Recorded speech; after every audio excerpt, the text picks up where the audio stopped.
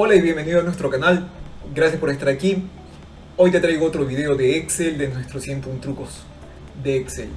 Esta vez te voy a mostrar rápidamente cómo se pueden hacer sumas acumuladas con datos en Excel. Vamos a ello. Muchas ocasiones, en los negocios pequeños sobre todo, a veces se lleva el control, o en los ingresos de casa, se lleva el control tanto de los ingresos como de los egresos.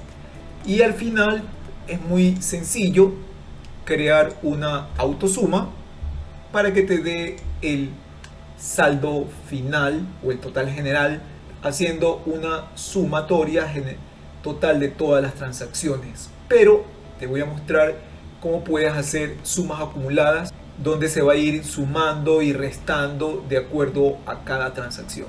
Te voy a mostrar dos métodos muy rápidos. El primero es con una fórmula donde vamos a colocar el cursor en la celda continua. Voy a seleccionar o a referenciar la primera celda y la voy a sumar con la celda superior. Se supone que esta celda, la primera de la lista, no debe o no puede contener ningún título de mensaje. Así que inicialmente nuestra suma acumulada comienza con 0, pero si yo arrastro la fórmula, vamos a ver que comienza a sumar y restar acorde al valor que encontremos. Aquí comenzamos con 1000, menos 200 tengo 800, más 800 me da 1600 y así sucesivamente. Podemos ver que va sumando o restando el valor de acuerdo a el dato de la izquierda. ¿Ok? Así que esta es la primera opción.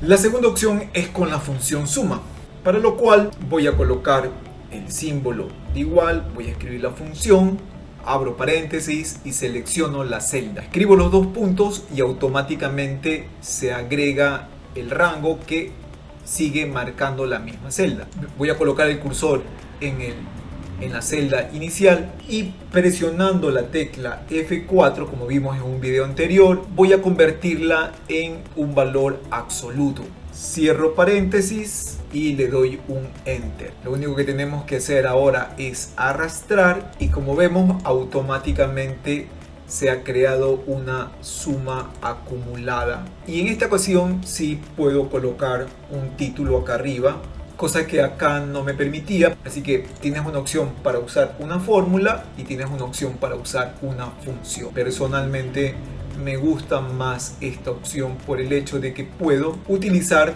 un título también en la parte superior.